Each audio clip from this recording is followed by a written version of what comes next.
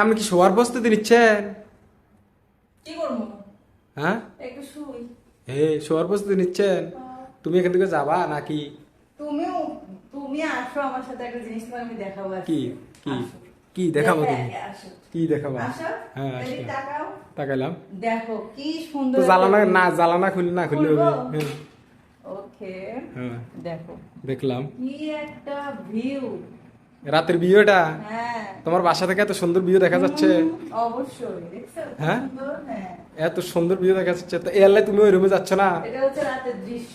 এয়ারলে ওই রুমে আমার যাচ্ছ? এই বাসার একটা জিনিস বেশি ভালো লাগে, আমার প্রত্যেকটা রুম থেকে এরকম দৃশ্য আমরা দেখি। হুম, প্রত্যেকটা রুম থেকে। হ্যাঁ, প্রত্যেকটা রুম থেকে এরকম দৃশ্য দেখা যায়। হ্যাঁ, প্রত্যেকটা রুম থেকে দেখা যায়। ভিউ খুব অস্থির ভিউ। হুম।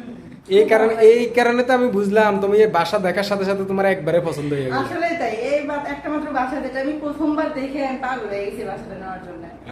আমি তো জানতাম না। তুমি জানবা কোথাও, তুমি কি বাসা খুঁজছো? আমি তো বাসা খুঁজিনি, আমি এই বাসায় আসিও নি। বাসা খুঁজছি আমি নিজে, আমি- বৃষ্টিতে ভিজে ভিজে আমি বাসা খুঁজছি। তুমি বৃষ্টিতে ভিজে ভিজে বাসা খুঁজতেছো, তো এই কারণে তো তুমি এত সুন্দর বাসা পাইলা। অবশ্যই। এই রাতের বিয়ে দেখো। তারপরেও মানে আমি বাসা দেখে, সব বাসা দেখে চলে যেতে ধরছি, তখন আমার এই বাসাটা মানে চোখে পড়ে আর কি।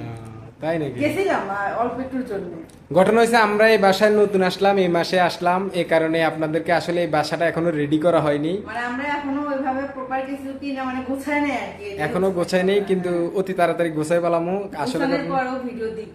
হ্যাঁ, গোছানোর পরে আপনারা দেখতে পারবেন এই বাসাটা অনেক সুন্দর, বা অনেক সুন্দরভাবে গোছাইতেছি, কিন্তু একা একা মানুষ তো একটু সময় লাগতেছে, তাই না? হ্যাঁ।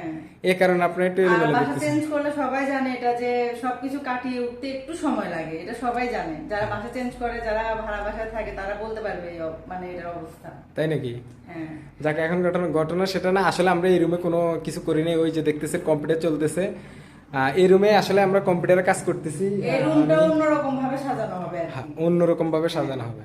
এই রুমটা অন্যরকম ভাবে সাজানো এই যে হবে। দেখেন, বোর্ড আইনা রাখছি, এই যে একটা টেবিল আইনা রাখছি, ওই পাশে টেবিলের ব্যবস্থা আছে, কিন্তু একটু সময় সাপেক্ষ লাগতেছে।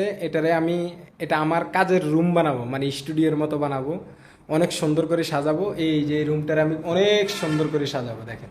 আর কেমন করে সাজালে ভালো লাগবে সেটা অবশ্যই কমেন্ট করে কিন্তু আপনারা জানাবেন, যে কিভাবে সাজাবো, এই রুমে কি রাখবো, কি রাখলে ভালো লাগবে।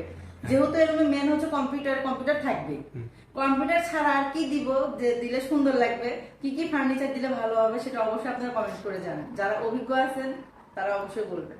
হ্যাঁ, তারা সবাই মিলে কমেন্ট করে জানাবেন কিভাবে সুন্দরভাবে মানে রুমটা সাজানো যায়। আমি চাচ্ছি যে এই রুমে একটা সোফা দেব, আর একটা মানে আর সব কম্পিউটারের যাবতীয় জিনিস থাকবে। যারা আমার কাছে আসে বিভিন্ন কাজে, তারা মনে করেন আপনার এখানে আসে বসবে, বসার রুম বানাবো।